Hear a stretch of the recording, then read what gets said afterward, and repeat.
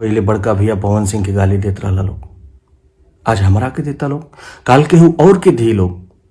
आज अगर विरोध ना हुई तो ऐसा ही केहू और भी एक गंदा राजनीति के शिकार हुई। ऐसे ही केहू कोनो गरीब या मध्यम वर्ग के लड़का अपना दम पर आगे बढ़े के कोशिश करी तो ओकरा के गाली और मानसिक रूप से प्रताड़ित करके पीछे धकेले के कोशिश कल जाई। ये सब काहे होता? प्रणाम बरुआ सबके, हम रुआ सबके भाई दोस्त रितेश पांडे। कल हम एगो वीडियो देखनी, जौना वीडियो में हमने के बिहार के सिंघम मनु महाराज जी, छपरा के डीएम माननीय नीलेश देवरे जी, बड़का भैया बुलबुल मिश्रा जी और बड़े भाई खेसारी लाल जी मौजूद रहने। खेसारी लाल जी वो वीडियो में कहले कि लंदन में शूटिंग के दौरान जब दोबारा लॉकडाउन लागे लागल तो प्रोड्यूसर सबका के छोड़ के भाग गई और वहां के आपन पैसा 1,62,00,000 रुपया लगा के सबका के इंडिया वापस लेके आई। इत्तेफाक से लंदन में हमू रही। जब हम ये वीडियो देखनी तो हम कहनी कि तो गलत बात बा।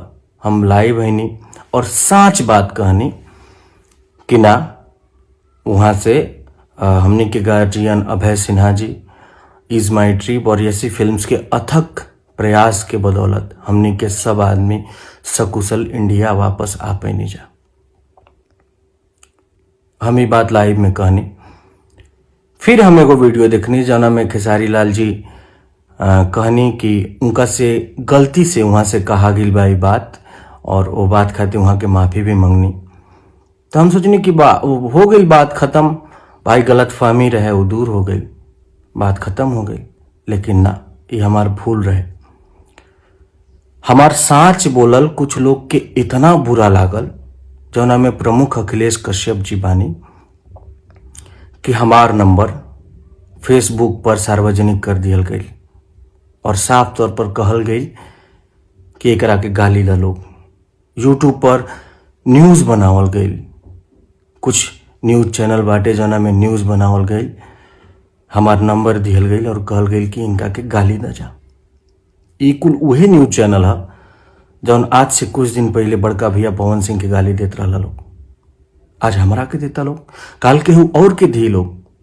आज अगर विरोध ना हुई तो ऐसा ही केहू और भी एक गंदा राजनीति के शिकार हुई। ऐसे ही केहू कोनो गरीब या मध्यम वर्ग के लड़का अपना दम पर आगे बढ़े के कोशिश करी तो ओकरा के गाली और मानसिक रूप से प्रताड़ित करके पीछे धकेले के कोशिश कल जाई। ये सब काहे होता? काहे से कि हम सच बोलनी, काहे ना बोली। बाबा साहब भीमराव अंबेडकर जी के द्वारा रचित संविधान में भारत के हरेक नागरिक के समान मौलिक अधिकार दिहल गई बा, अभिव्यक्ति के आजादी दिहल गई बा। सच बोलल हमारा अधिकार बा।